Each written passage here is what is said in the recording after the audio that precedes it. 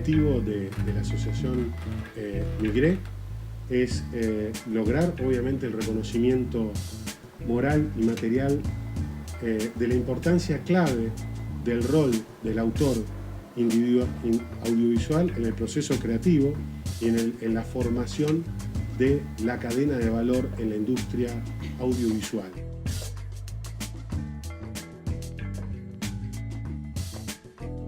La obra o guión es determinante. De ella se derivan otras obras, obviamente, muy importantes que también merecen también la protección, incluso del derecho de autor, pero en todo caso hay que, y esta es la idea de la asociación, es dejar en claro que la obra del autor audiovisual es una piedra basal, es una base muy importante que da lugar a creaciones derivadas, y como tal, todo lo que sea derivado merece o necesita de una autorización previa del autor, del creador.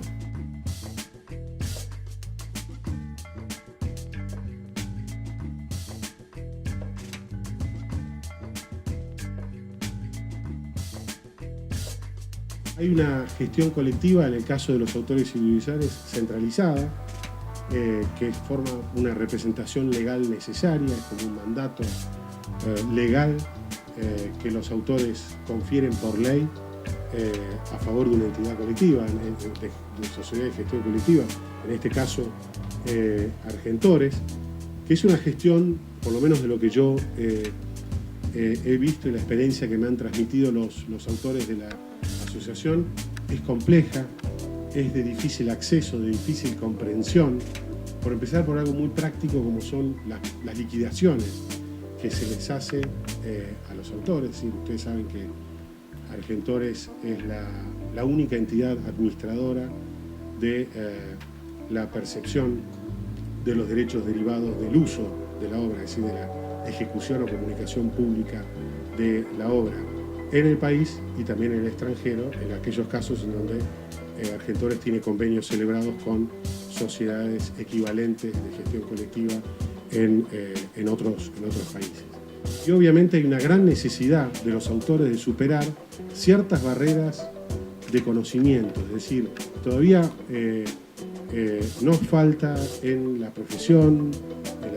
en la profesión de abogados, en los operadores jurídicos, en los empresarios, en los propios autores, todavía nos falta quizás imbuirnos más acerca del impacto que tienen las leyes de propiedad intelectual, el impacto que tiene su aplicación, es decir, nos falta ahondar un poco más en la cultura de la propiedad intelectual y también definir un poco qué cultura queremos, porque hay paradigmas que, como se verán, entran en tensión. Generalmente, como yo digo, estos contratos los impone el dador del trabajo, el que va a contratar, el que encarga la obra, que pone sus reglas. Hasta ahí está bien, uno diría, bueno, es como un comitente que encarga la construcción de una casa, entonces establece preferencias, gustos. Hasta ahí esto, digamos, sería de alguna manera entendible y razonable, pero bueno, obviamente estos contratos ya predispuestos por lo menos perjudican ya desde un inicio a los autores menos conocidos, con menos experiencia, con menos poder de negociación en el mercado. Y ahí es donde también una labor así activa de didáctica y de la asociación, la verdad que puede ser también muy útil.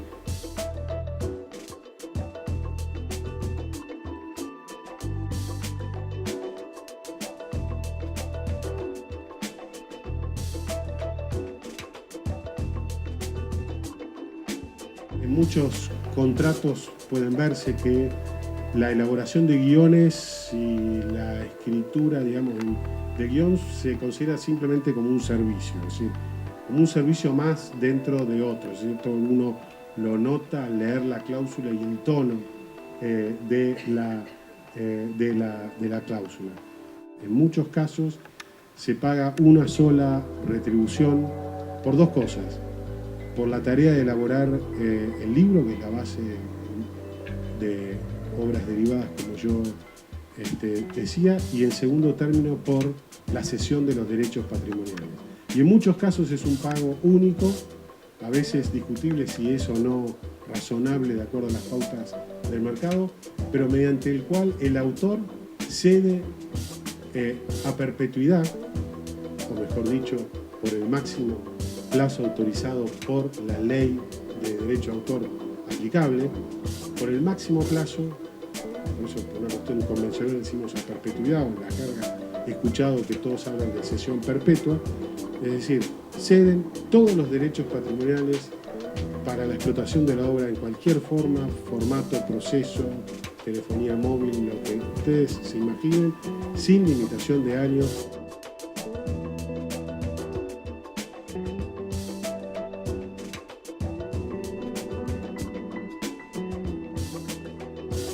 En muchos casos, por un lado está el autor que registra su obra y la denuncia o la da a conocer en Argentores para poder cobrar los derechos de ejecución pública, si es que no los delegó, los renunció en el contrato, o si se los reserva en el contrato, cosa que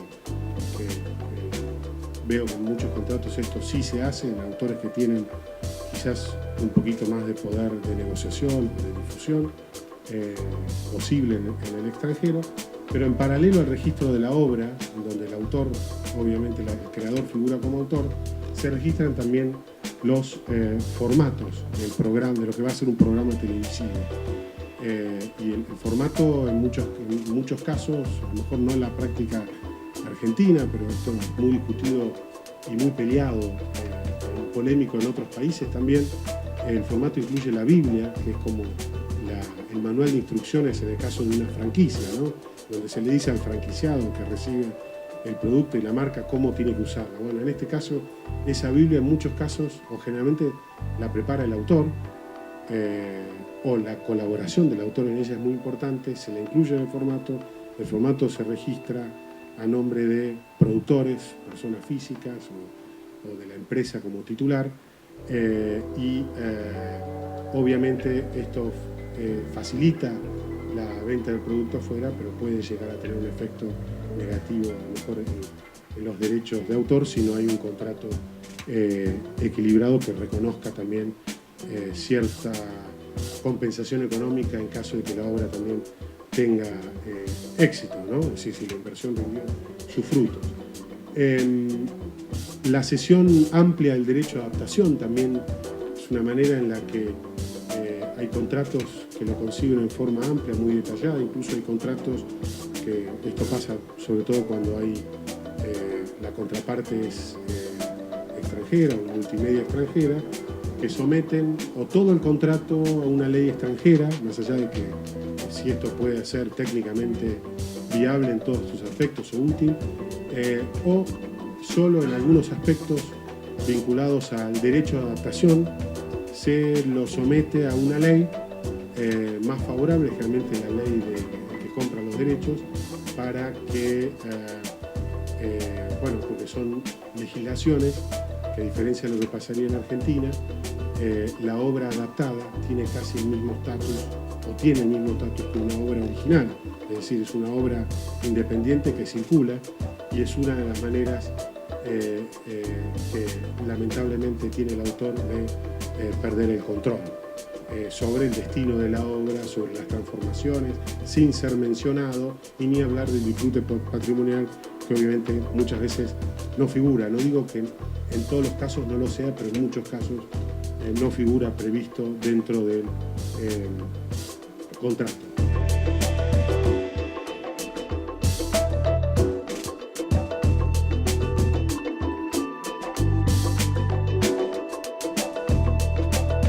Básicamente, digamos, los desafíos, como decimos, son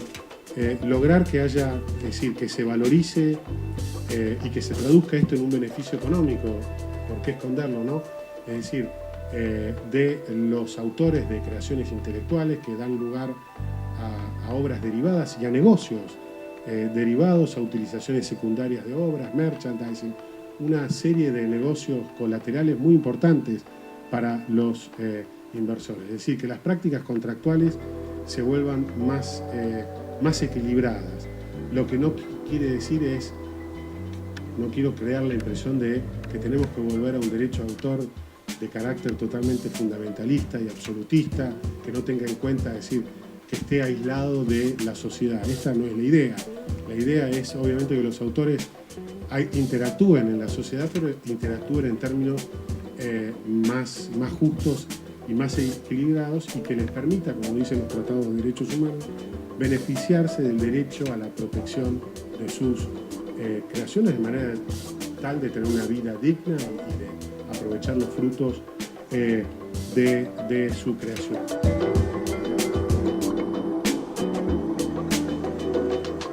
Tenemos dos paradigmas: la promoción de la creatividad y la protección de la inversión. Para estas dos cosas se está usando la propiedad intelectual y concretamente el derecho de autor, y esto se refleja en el ámbito audiovisual. Para los autores audiovisuales, lo que nosotros quisiéramos, o lo que quisiera la Asociación Migré, es que esos paradigmas dejen de estar en tensión, que haya un puente, que haya más armonía, y que obviamente eso vaya acompañado de un reforzamiento de los derechos de autor en la práctica. Bueno, muchas gracias.